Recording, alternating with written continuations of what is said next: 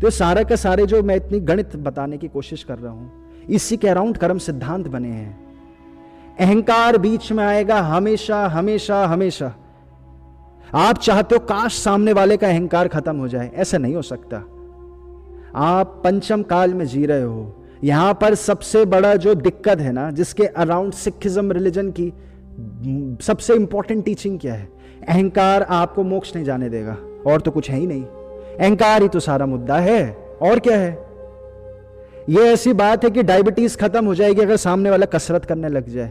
बात ही वो है, वो कसरत नहीं कर पा रहा, इसलिए तो मोटा है। अब लोग जा जाके समझाएं, है ना। तो सारा का सारा कर्म सिद्धांत जब बहुत डिटेल्स हैं, आप अंदर जाओगे, खुद के जीवन को समझोगे। जब तक सामने वाला समझना ही नहीं चाहता, आप किसी को नहीं समझा सकते। अगर किसी को समझाया जा सकता था तो महावीर स्वामी अभी तक जीवित होकर सबको क्यों नहीं समझा रहे थे। केवल ज्ञानी बोलते जैन रिलीजन महावीर स्वामी को, और महावीर स्वामी जब जीवित थे ना, 700 लोगों को केवल ज्ञान हुआ था। सिर्फ 700 लोगों को, 700 कुछ। सोचे, देवी देवता भी वहां मौजूद थे, नारकी भी वहां मौजूद थे, जानवर भी वहां मौजूद थे, और मनुष्य तो थे ही, हर प्रकार के मनुष्य, अलग अलग स्पीशी के मनुष्य भी थे मौजूद। सिर्फ 700 लोगों को क्यों केवल ज्ञान हो गया। महावीर स्वामी को तो समझाना आता होगा ना, तो फिर भी 700 लोगों को क्यों हुआ। अच्छा, नरक में कोई है उसको भी नहीं समझाया जा सकता, स्वर्ग में कोई है उसको भी नहीं समझाया जा सकता। जिसको समझ आ गया वो मोक्ष चले जाएगा, जिसको भी समझ आता है वो मोक्ष चले जाता है। और आप अंत में उदाहरण ये भी समझे कि मैं आपको समझाने की कोशिश कर रहा हूं, तो आप समझ जाओगे क्या अभी, क्या कि आप किसी को नहीं समझा सकते। तो अब ये देखने वाली बात है कि आप ये बात मेरी जो मैं कहना चाह रहा हूं, ये आप समझते हो या आप जिसको समझाना चाह रहे थे वो समझते हैं। अब देखते हैं, रेस करो कि आप ये बात समझ जाओगे जल्दी कि मैं आपको नहीं समझा पाऊंगा, आप खुद की मेहनत से समझोगे, या फिर आप ये बात नहीं समझे। अगर आप ये बात नहीं समझे तो फिर आप दूसरे से भी एक्सपेक्ट मत करो, है ना, कि वो भी समझेगा। तो आप एटलीस्ट इतना तो क्या बोलते हैं इसे, हिपोक्रेसी मत रखें अपने जीवन में। अगर आज आप ये बात समझ गए कि दूसरों को नहीं समझाया जा सकता, तो तब मैं कहूंगा कि हाँ, अब ये बात मैंने आपकी मानी, अब आगे देखा जाएगा। लेकिन अगर आप भी नहीं समझ पाएंगे ये बात, तो फिर एक्सपेक्ट मत करें दूसरे भी समझेंगे। तो ये कर्म सिद्धांत है, इसी के लिए सारा का सारा कर्म सिद्धांत बना जाता है। इसके लिए क्या बोला जाता है, दर्शन आवरणीय कर्म, ज्ञान आवरणीय कर्म। जिसका दर्शन आवरण और ज्ञान का आवरण होता है, उसको कान पर पड़ी वाणी नहीं समझ आती, वो उसे थक लगने लगती है। जैसे आप लोगों को अगर अजीब सी कोई मूवी दिखा दे जो आपकी भाषा की नहीं है और कार्टून चल रहा है, तो आप ज्यादा कितना देख जाओगे, आप परेशान हो जाओगे, बोर हो जाओगे। वैसे ही जिसके धर्म के, जिसके ज्ञान के आवरण है, दर्शन के आवरण है, जब आत्मा की बात करी जाती है, धर्म की बात करी जाएगी, शांति की बात करी जाएगी, तो उसको हैवी लगने लगता है, थकान होने लगती है और वो भागने की कोशिश करता है। उसकी आत्मा तो जानती है कि ज़रूरी चीज़ है, लेकिन उसे थक लगेगी और वो भाग जाएगा। यही तो ज्ञान के आवरण, दर्शन के आवरण इशू है। यही तो अंतराय कर्म की वजह से यही तो सारा मुद्दा हो जाता है। सुन नहीं पाता, थकान हो जाती है। ऐसे आप में से हो सकता है कई लोगों को कोई चीज़ सुनने में मन नहीं करता होगा और वो आपके बेनिफिट की है। यही तो बात है, सारे ही समझ जाएंगे तो फिर मोहनीय कर्म किसे कहते हैं। यही तो मोहनीय कर्म है। मोहनीय कर्म से दर्शन आवरणीय, ज्ञान आवरणीय कर्म होते हैं। तो इस कर्म सिद्धांत को अगर आप रॉन्ग साबित कर दोगे तो बहुत बड़ी बात हो जाएगी। फिर ये बोला जाता है, शास्त्रों में क्या बोला गया है कि जब पंचम काल खत्म होगा, छठा एरा आएगा, यानी कि कलयुग खत्म होगा, तो उसमें से 1 या 2 या 3 कुछ मुनि बचेंगे। वो 3 मुनि बचकर वो फिर से धर्म की स्थापना शुरू करेंगे इस मध्यलोक में, इस जम्बूद्वीप में, ये भरत क्षेत्र में। फिर से आर्यखंड में इसकी स्थापना शुरू होगी धर्म की। और अगर आप ये कर्म सिद्धांत का कोई लूप होल खोज पाए तो आप ही उनमें से एक बनेंगे। ऐसा नहीं होता है ना, यही कर्म सिद्धांत है। हमने एक वो छोटा सा उदाहरण देने का आपको प्रयास करा। आज तक आपने जो भी चीज समझी है, आज तक आप गहरे में नहीं जाते, इसका मतलब अपने आपने आज तक एक भी जो चीज समझी है, आप अंदर उतरे। सामने वाले ने समझाया था आपको या आप इच्छुक थे समझने के। जब तक आपके अंदर वो सीड इम्प्लांटेड नहीं होगा, वो बीज नहीं बो रखा होगा आपके अंदर, आप ही के कर्मों ने पिछले जन्मों से और इस जन्म से, तो बीज नहीं होगा तो कोई कितना पानी डालते रहे वो फूल थोड़ी खिल जाएगा। वो फ्लावर कहाँ से बनेगा जब सीड नहीं इम्प्लांटेड है। सीड किसे कहा जाता है? ये समाधि की स्थिति है जो योग सूत्र में समाधि बताई जाती है। एक निर्विचार वाली समाधि होती है, उससे पहले एक होती है समाधि। विचार के साथ इंसान मरता है, धर्म के साथ इंसान मरता है। वो धर्म की वजह से नया बीज लगता है अगले जन्मों में। वो जो नया बीज क्या होता है? अहंकार रहित जीवन जीता है इंसान। तो जब भी कोई ज्ञान की बात करता है, आत्मा की बात करता है, वो सुनता रहता है, सुनता रहता है, सुनता रहता है। अब हो सकता है सामने वाले में इस प्रकार को उतना बीज नहीं है, तो आपको पेशेंस रखना है। कैसा करना होता है? जब कोई नहीं अपने जान का दुश्मन बना है, क्या करना है? पेशेंस रखना है और धर्म से जीना है, मोह से नहीं जीना, धर्म से जीना है। ये पूरे अभी कितने मिनट हो गए? 40 मिनट हो गए, है ना, जब से सेशन स्टार्ट हुआ। फाइनली ये बात समझे, धर्म से जीना है, मोह से नहीं जीना है। हमारी ज्यादा बेटर होता हम 40 मिनट तक ये सेंटेंस रिपीट कर देते। मंत्र बना लो इस चीज को, धर्म से जीना है, मोह से नहीं जीना है। धर्म से जीना है, मोह से नहीं जीना है। जो भी आपका धर्म कहता है उस हिसाब से जीना है। आपका धर्म कह रहा है कि सामने वालों को अपना बेस्ट दो। अब सामने वाला जो मर्जी करे, अपने को बचाना चाहते हो तो आपके पास टूल्स हैं कुछ आपको बचाने के लिए। भाषा एक टूल है, भाषा का तो और कोई प्रयोग नहीं है। भाषा आपको मरने से बचाती है, बस आपके भय, जो आपका शरीर मरने का भय, उससे बचा लेगी भाषा। आपके शरीर को बचाती है भाषा। तो इसलिए भाषा को वर्गणा बोला जाता है। भाषा वर्गणा, आप भाषा नहीं हो, आप भाषा का उपयोग करते हो। आप मन नहीं हो, मन भी एक वर्गणा है, आप मन का उपयोग करते हो। तो भाषा का उपयोग करें, यह आपके धर्म है, अच्छे से उपयोग करें कि सामने वाला शांत हो पाए। और आप, ये शॉर्टकट है दूसरों को समझाना। अगर आपकी कंडक्ट परफेक्ट होने लगेगी तो सामने वाला आपका फैन बनेगा। तो आप जिनको समझाना चाहते हो, आप दिमाग में रखो कि आपका फैन कैसे बनेगा। वो फैन तो एक मॉडर्न शब्द है, मतलब आपसे वो खुश हो, आपके बिहेवियर से खुश हो कि कितना अच्छे से बिहेव करता है, तो वो समझेंगे। ये तरीका होता है। बाकी तो वो है एलोपैथी वाले शॉर्टकट, कुछ नहीं होता, वो लड़ाई झगड़े का कारण बनेंगे। ठीक है। और इसी से रिलेटेड देखिए, आज आपका कुछ सवाल, कुछ ऐसा हिसाब बैठा है। आपका सवाल आया है नेक्स्ट कि हमारे माता जी भक्ति मार्ग पर चलती हैं, हमारी माता जी भक्ति मार्ग पर चलती हैं और मूर्ति पूजा पाठ करती हैं। हमारी माता जी मूर्ति पूजा पाठ करती हैं, लेकिन हमें ये बिल्कुल भी सही नहीं लगता। लेकिन हमें सही लगता है हमारी माता जी पूजा पाठ करती हैं, उनका जीवन है, क्योंकि है ना, उन्हीं के फैसले हैं, उन्हीं की लाइफ है। आपको लेकिन वो सही नहीं लगता। अब आपको हमारी माता जी का भी पूजा पाठ सही नहीं लगेगा। अब तो ये बात हो रही है। फिर उसके आगे है कि यही तो सारे के सारा झगड़ा और क्या है, ये धर्म की और क्या लड़ाई है। ये दूसरा गलत है, हम सही हैं। और केवल ज्ञानी कोई नहीं है यहाँ पे।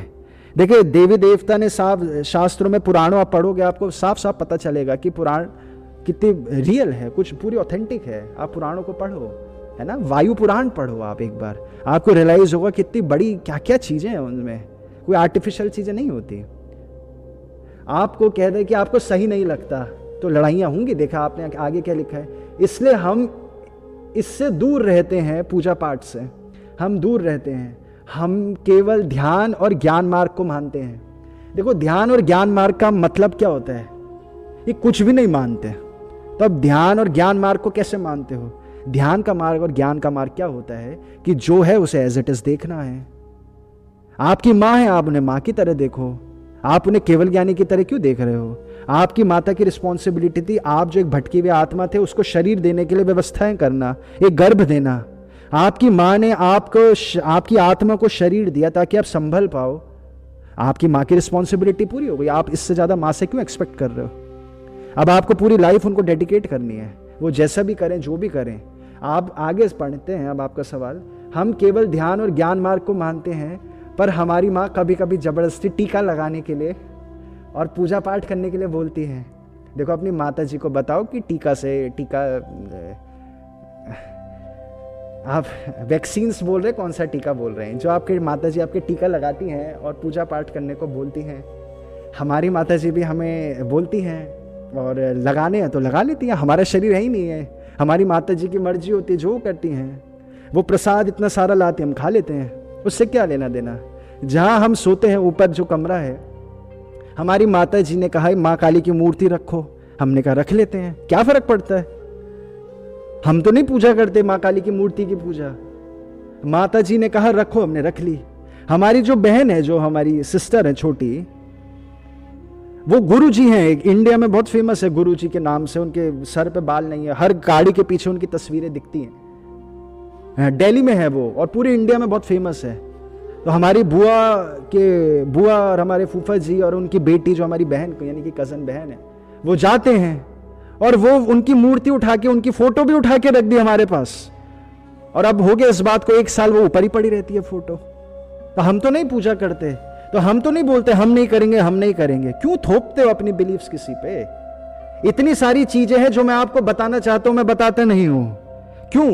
क्योंकि मैं थोपना नहीं चाहता आप पे कुछ। हमारी कोशिश है कि आप खुद विचार कर करके आगे बढ़ो।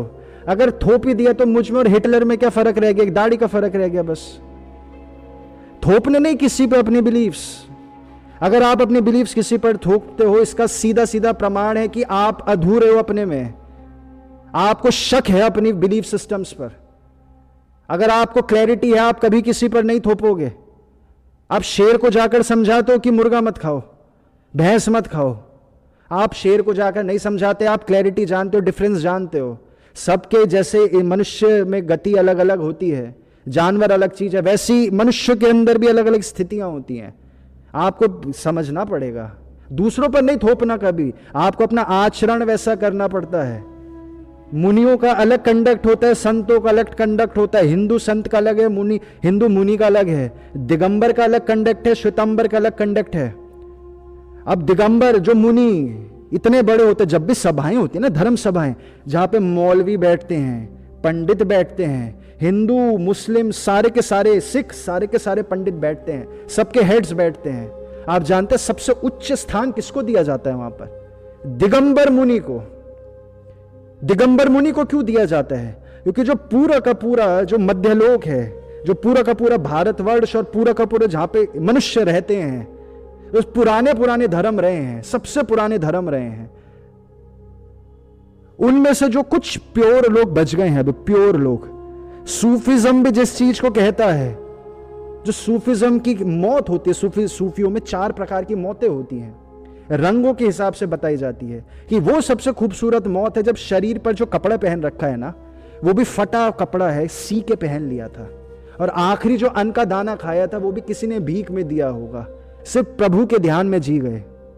और खाली पेट मर गए तो बहुत खूबसूरत मौत है, सिर्फ प्रभु के ध्यान में, यानी कि संथारा कर ले, जैसे जैन बोलते हैं। तो जो सारा का सारा मनुष्य सभ्यता का जो प्योरेस्ट स्थितियां रह गई हैं, शब्द के आगे तो जैन है, जैन शब्द हटा दो, मनुष्य है वो, और मनुष्य भी नहीं, आत्माएं हैं वो प्योरेस्ट, उन पुरानी व्यवस्थाओं से जो अभी भी जी रहे हैं, वो दिगंबर हैं। जो आजकल एक शब्द है दिगंबर। दिगंबर क्या कोई धर्म थोड़ी होता है? दिगंबर, दिग मतलब दिशाएं और अंबर मतलब आसमान। और वो बोल रहे हमने आसमान पहन लिया है और उसके ऊपर से हमने मांस का चमड़ा भी पहन लिया है, और अब हमें कपड़े पहनने की क्या जरूरत है? आप बोल रहे हो हम नग्न हैं। हम नग्न कहां से? हमने चमड़ी तो पहन ली, हमारी आत्मा ने चमड़ी पहन ली, नग्न कहां से हो गए? तो जो अभी भी वो उस कंडक्ट को बचा कर रखे हैं, वो दिगंबर मुनि बैठे हुए हैं। अब नाम के आगे तो जैन लग जाता है। जैन तो कौन होता है? जानते हैं जैन किसे कहते हैं? जैन कोई वो थोड़ी होता है धर्म। अब धर्म तो बनना ही था, सारे धर्म का मतलब ही कुछ और होता है और कुछ और बन गया।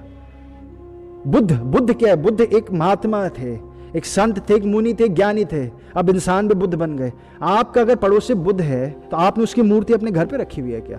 तो वो कहां से बुद्ध हो गया? बुद्ध तो एक थे ना, गौतम बुद्ध। उनके अराउंड उनको फॉलो करते करते फोटोकॉपी, जैसे ये रखिए फोटोकॉपीज हैं, और कुछ थोड़ी होता है। तो ये इंसानों को फॉलो कर रहे हैं, बस बुद्ध बनने की कोशिश है, दैट्स इट। जैन बनने की कोशिश है, दैट्स इट, और कुछ भी नहीं है। तो उनमें से दिगंबर जैन किसको बोलते हैं? जो अपनी इंद्रियों को जीत गया। अभी कोई धर्म होता होगा जो अपनी इंद्रियों को जीत गया, उनको बोलते हैं जिन या जैन। अब इंद्रियों को जीत गया मतलब आप उन्हें फिजिकली पेन दे दो, उन्हें पेन नहीं होता, कोई प्लेजर नहीं है, कोई पेन नहीं है, कोई इमोशनल दुख नहीं है। जब बिल्कुल ही अपनी इंद्रियों से जीत गया, उस स्थिति को जिन कहते हैं। अब लोगों ने शौक पाल लिया कि हम भी जैन हैं। हम कहां से हो गए जैन? हम जैन बनने की कोशिश करते हैं। ये कोई धर्म हो सकता है इतना लंबा? आपका क्या नाम है? आकांक्षा, जैन बनने की कोशिश नहीं। तो जब हमने नाम क्या किया, जैन रख लिया। तो जो सारे के सारे जब धर्म की सभाएं बैठती हैं, जैन दिगंबर मुनियों को सबसे अलग स्थान दे दिया जाता है, सबसे ऊपर। वो जो सबसे ऊपर भी बैठे हैं ना, वो भी किसी को अपनी बिलीफ्स नहीं थोपते। वो भी श्वेतांबर को नहीं बोलते तुम कैसे से हो, कपड़ा पहन रहे हो, तुम क्या मूर्ख हो, क्यों कपड़े पहन रहे हो। वैसे तो तुम बोलते हो श्वेतांबर होके कि हम जिन हैं, हम आत्मा हैं, और ऊपर से कपड़े पहन रहे हो। नहीं, स्टुपिडिटी है, अज्ञानता का प्रमाण है अपनी बिलीफ सिस्टम थोपना। जो भी अपनी अपनी बिलीफ सिस्टम थोपता है सबसे बड़ा अज्ञानी है। कोई मांस खाता है वो ज्यादा कष्ट कर रहा है जो इंसानों को जबरदस्ती पकड़ पकड़ के बोल रहा है कि मांस मत खाओ। ये कली का युग है, इसे समझना पड़ेगा। आप लोगों को कैसे समझोगे? चाहे शास्त्रों से पढ़ो, चाहे अपने जीवन को देख लो, 40-50 साल जितने भी आपकी उम्र है, ध्यान में देखो, आपको सारा काल चक्र अपनी आंखों के आगे दिख जाएगा। दूसरों को जा जाकर कभी नहीं समझाना, आप अपनी अज्ञानता का प्रूफ दे रहे हो, कंडक्ट में उतारना है। वो दिगंबर मुनि, अभी जैसे -4 डिग्री हो गया होगा टेम्परेचर सर्दियों में, कहीं +4 डिग्री होगा, 3 डिग्री हो, कैसे जी रहे थे? जमीन पर सोते हैं वो। क्या अच्छा कुछ तो ओढ़ते होंगे? नहीं, कुछ भी नहीं ओढ़ते, ऐसे सो जाते हैं, बर्फ में चलते हैं। ज्यादा से ज्यादा एक पतला सफेद कपड़ा, एक कॉटन का एक पतला सा, बहुत पतला चुन्नी जैसा, वो कभी ओढ़ लिया तो ओढ़ लिया ठंड में, बस। उनको तो सारी स्टुपिडिटीज लगती हैं जो आप और हम यहां बैठकर गूगल मीट पे कर रहे हैं। ये सारा वो बोले क्या नाच रहे हो, क्या गाना कर रहे हो, क्या कर क्या रहे हो, कंडक्ट पे क्यों नहीं उतर रहे हो? वो तो लेकिन आकर किसी को नहीं बोल रहे। वो तो मुस्लिम से ऐसे गले मिल रहे हैं जैसे उनका बिछड़ा हुआ कोई मित्र है पिछले जन्म का। सबकी रिस्पेक्ट करते हैं वो होता है ज्ञान, ना कि अपने बिलीफ सिस्टम्स थोपना। और वो सोचो श्वेतांबर तक को बोल सकते हैं, जो उन्हीं के धर्म हो गया एक प्रकार से आज की तारीख में, कि तुम सफेद कपड़े क्यों पहन रहे हो। फिर सफेद तो चलो पहन लिया, फिर हिंदू भाई बहन को आकर बोले तुम भगवा वस्त्र क्यों पहन रहे हो, किसी को नहीं बोल रहे। वो अपने शरीर को अपने नहीं मानते। आप अपने शरीर को भी अपना मान रहे हो, अपनी याददाश्त को भी अपना मान रहे हो, अपनी माता को भी अपना मानते हो, अपने पिता को भी अपना मानते हो, लेकिन हकीकत बात है आप धोखा दे रहे हो खुद को, सबको धोखा दे रहे हो। अगर आप अपनी माँ से इतना प्रेम रखते हैं, अगर आप इतने सुपुत्र हैं, तो अपने पिछले जन्म की माता का नाम लिखकर व्हाट्सएप करें हमें। आपको याद ही नहीं होगा अपने पिछले जन्म की माता का नाम, याद ही नहीं होगा आपको, क्योंकि आप पिछले जन्म में भी माता से प्रेम नहीं कर पाए थे, ना इस जन्म में कर पाओगे। जब तक आपका मोह नहीं खत्म होगा, आप प्रेम कैसे करोगे किसी से भी? आपको अगर अपने पिछले जन्म के पुत्रों से प्रेम था तो उनका नाम लिखकर हमें बता दें। आपको था ही नहीं प्रेम। केवल ज्ञानी ही लोगों की मदद कर सकते हैं। जब आप गुण स्थान में ऊपर जाते हो तभी आप लोगों की मदद कर सकते हो, वरना वैसे लोग परेशान है बेचारे, मजबूर, अपने दुख में सुख में। आप उन्हें नई नई बंधनों में मत बांधो, किसी को भी मत बांधो, किसी को भी। हमारे यहां पे हम बताते हैं वो मूर्ति गुरु जी की पड़ी रह गई, ऊपर पड़ी रह गई। और जब हमारी बहन को कहीं वहां जाना था अपने हॉस्पिटल जहां से उन्होंने MBBS करी है, तो दिल्ली उनका स्टॉप पड़ता है, तो दिल्ली आई थी हमसे मिलने, और हमें लगा हमारी बहन आ रही है तो हम अगरबत्ती जला देते हैं, रूम में तो खुशबू हो जाएगी। ऐसे ही जला दी हमने अगरबत्ती, और गलती से वो क्या हुआ, वो अगरबत्ती जहां उन्होंने गुरु जी की मूर्ति रखी हुई थी वो 1 साल से पड़ी है, तो गलती से वहां रख दी हमने अगरबत्ती, हमें तो ध्यान भी नहीं था।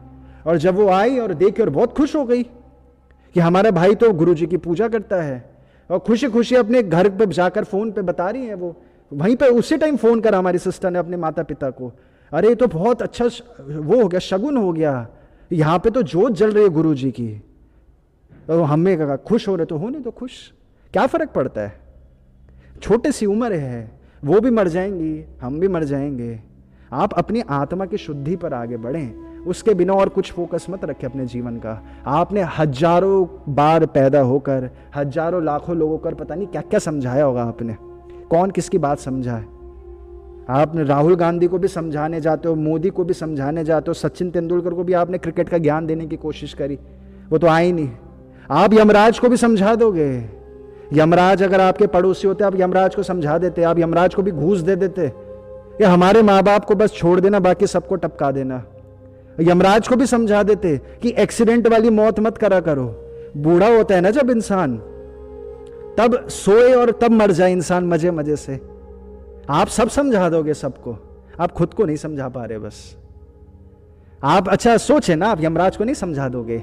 आपको देखो आता है ना कि कैसे बढ़िया मौत किसे कहते हैं, आपको नहीं पता बढ़िया मौत किसे कहते हैं, आप पक्का यमराज को भी समझा देते, आप इंद्रदेव को भी समझा देते कि बारिश अब करा कर, जब किसान ने फसल लगा दी है हम आपको मिस कॉल भेजेंगे इंद्रदेव, तभी बारिश करो।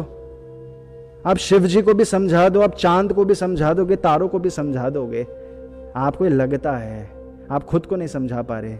जिस दिन आप मुमुक्षु और गुण स्थानों में आगे बढ़ते जाओगे, आपको सारी चीज़ें आपके अंदर से सब समझ आ जाएगा। दूसरों के वो करने के लिए आपको खुद की अपने कंडक्ट प्योर करनी है, अपना जीवन दूसरों के लिए ही जीना है। इसका मतलब क्या है? दूसरों के लिए बेस्ट व्यवस्था बनाएं जिसमें वो अपना भय खत्म कर सकें। वो भी तो केवल ज्ञानी है ना, वो भी, उन्हें भी तो एक दिन केवल ज्ञान होगा। ऐसे थोड़ी कि आप ही को होगा। उनके लिए व्यवस्थाएं बनाएं, उनका भय खत्म करें। शास्त्रों में सबसे बड़ा दान किसे कहते हैं? दान, अभय दान को कहते हैं। हम कई बार आपको कहते हैं, ये जो मुद्रा आप देखते हो ना, राइट हाथ ऐसे रहता है देवी देवताओं का, भगवानों का, ऐसे, क्या इसका मतलब क्या होता है? अभय दान। वो तो नहीं, ज्ञान नहीं होता इसका मतलब, अभय दान। वो ज्ञान क्यों नहीं दे रहे आपको? वो अभय क्यों दे रहे हैं? बस अभय ही तो सबसे बड़ा दान है। आप अपने आसपास सबका डर खत्म करने का प्रयास करें। बस अगर वो जानवर है तो जानवर का डर खत्म करें, बजाय कि जानवर को खेती करना सिखा रहे हो आप। ऐसी स्थिति होती जा रही है आप लोग की। जानवर का डर खत्म करें। सबके अपने अपने स्थितियां हैं। आप देखें, अगर आप सच में हेल्प करना चाहते हैं तो उनको प्रेम दे, अनकंडीशनल प्रेम दे, अपनी माता को प्रेम दे। और आपकी माता आपके टीका लगा रही तो लगा लो। आप सर पे क्या टीका लगाते हो, अपने हाथों पे भी टीका लगा लो। आपका शरीर थोड़ी है ये, आपसे ज्यादा आपकी माता का शरीर है। हमारे धर्म में जो, आप अगर हिंदू हैं तो 5 माताएं मानी जाती है। कौन सी 5 माताएं? सबका 20% है ये शरीर आपका। एक धरती माता, आपका शरीर नहीं है बस ये, धरती माता का शरीर। क्यों? क्योंकि आप लौकी, तोरी, टिंडी, भिंडी, ये सारी सब्जियां खाते हो। तो ये धरती माता का शरीर है। 20% आपकी माता का शरीर है। ये हो गया 40%। 20% गौ माता का शरीर माना जाता है। ये गौ माता का शरीर क्यों माना जाता है? क्योंकि गाय का जो ईस्ट में कल्चर है, अब तो पूरी दुनिया की कल्चर है, दूध, दही, घी, मक्खन, पनीर, ये सब खाते हो आप लोग।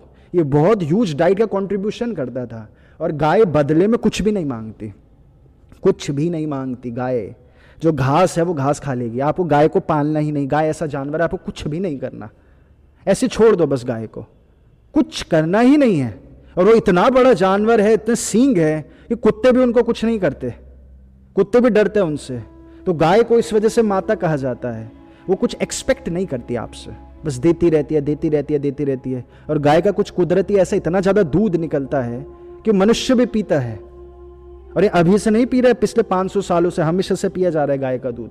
जब 80 कृषि सिखाई गई थी ऋषभ देव के द्वारा, वो तब से चले आ रहा है ये दूध का कल्चर। ऋषभ देव का सिंबल क्या था? बुल। ऋषभ देव का जो जैनों का शुरू हुआ और जो हिंदुओं में पूरा का पूरा है कि नाभिराज के पुत्र हुए ऋषभ देव, और उन्होंने ये सारा का सारा इंसानों को ये सिखाया। 80 कृषि, उनका सिंबल ही बुल था। कृष्ण, ये शिव जी का सिंबल भी नंदी बैल बुल है। तो गाय भी हमारी माता रही है, इस धर्म में माता है। तो ये 3 माता हो गई। चौथी होती है आपकी विद्या माता, और एक होती है गुरु माँ। गुरु माँ जो आपको ज्ञान देने का प्रयास कर रही हैं, पर अब ले तब वो बात है, वो तो अलग बात है ना। तो ये सारी की सारी माता हैं। तो जो भी माता कर रही है आप वो करें। आपकी माता पूजा पाठ करने के लिए बोलती है और इसके बाद विवाद भी हो जाता है, परिस्थितियां गंभीर हो। माता के साथ परिस्थितियां कैसे गंभीर हो सकती है? माँ को गले लगा लिया करो, क्या हो गया? तो माँ है वो आपकी, गले लगा लो माँ को, घुमाने ले जा लो माँ को, चाहे खुद नहीं घूमते तो।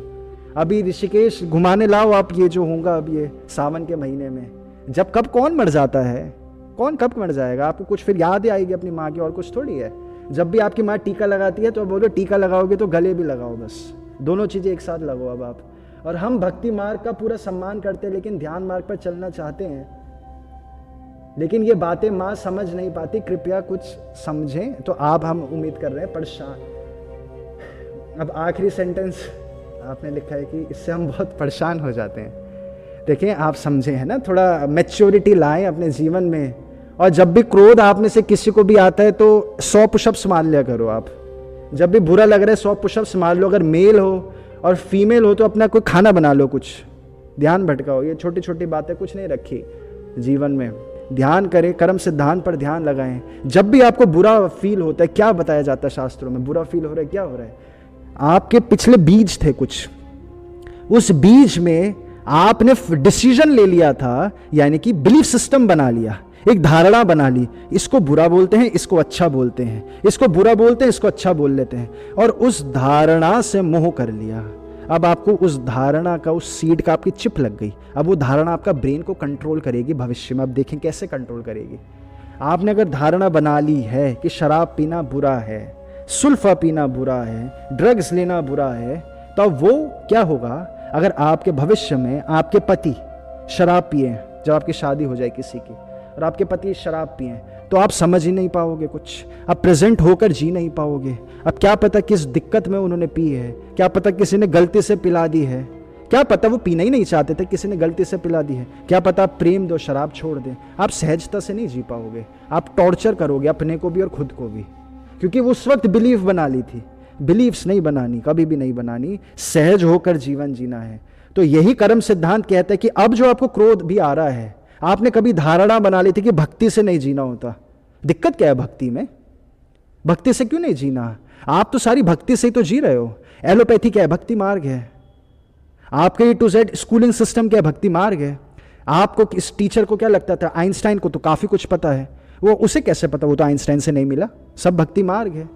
जो भी ज्ञान मार्ग पर चल रहा है, कोई नहीं चल रहा ज्ञान मार्ग पर। जो ज्ञान मार्ग पर तब होता है जब केवल ज्ञानी हो जाता है, उससे पहले सब भक्ति मार्ग चल रहा है।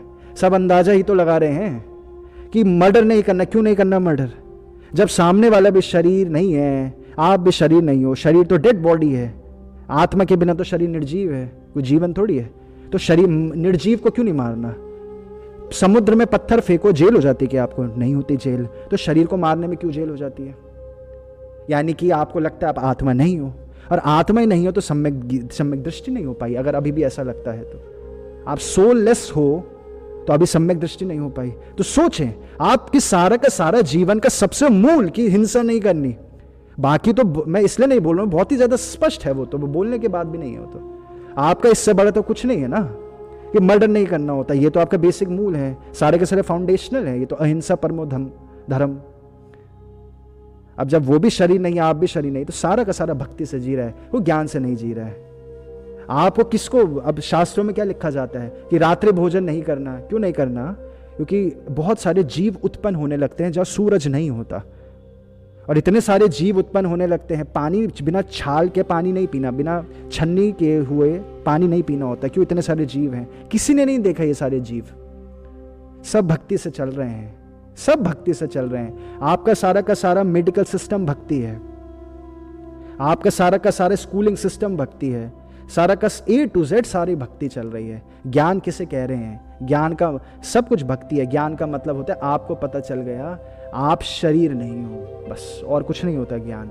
आपको पता चल गया कि मनुष्य जीवन मिला है, ये कुछ दिनों में चले जाएगा, इसकी इम्परमानेंस को समझना, ये ज्ञान है। मोक्ष के लिए आगे बढ़ना, ये ज्ञान है। अपनी सफाई करते रहना, ये ज्ञान के लिए पुरुषार्थ है। और सारा का सारा भक्ति है। हमने तो नहीं देखा किसी को जो ज्ञान मार्ग से जी रहा हो, हम तो सभी को भक्ति मार्ग से जीते हुए देख रहे हैं। और भक्ति मार्ग बहुत ज़रूरी है, ये शास्त्रों में भी बताया गया है। क्योंकि ज्ञान मार्ग के लिए आपको 24/7 कुछ भी नहीं करना, सिर्फ ध्यान करना है। शायद आपका सवाल भी है कि हमारी दिनचर्या क्या है? हमारी कुछ भी दिनचर्या नहीं है, हमें नहीं पता हम क्या करते हैं दिन भर। बहरहाल आपको क्या करना है ये हम बताने का प्रयास कर रहे हैं कि आपको दिन भर ध्यान करते रह गए अगर, वो होता है ध्यान मार्ग। आप पानी भी पी रहे हैं, वो भक्ति से पी रहे हैं, आप जानते हैं। आपको याद है कि पानी पीना होता है, आप इसलिए पी रहे हो। आपको कभी भूख लगती भी है, आप भक्ति से भोजन करते हो, याददाश्त से भोजन करते हो। आप सब याददाश्त से भोजन कर रहे हो। क्या ऐसे कभी हुआ है कि आपको बहुत बचपन में कभी लगती रही होगी, है ना? तो अलग अलग स्टेजेस होती हैं। जब इसमें जीता है, भय खत्म होता है। किसी की क्या जरूरत है, किसी क्या जरूरत है, आपकी अलग जरूरत है। आपके शरीर में ऊर्जा है। फीमेल्स के लिए कई बार भक्ति ही सरल होता है। बहुत बड़ा विषय है,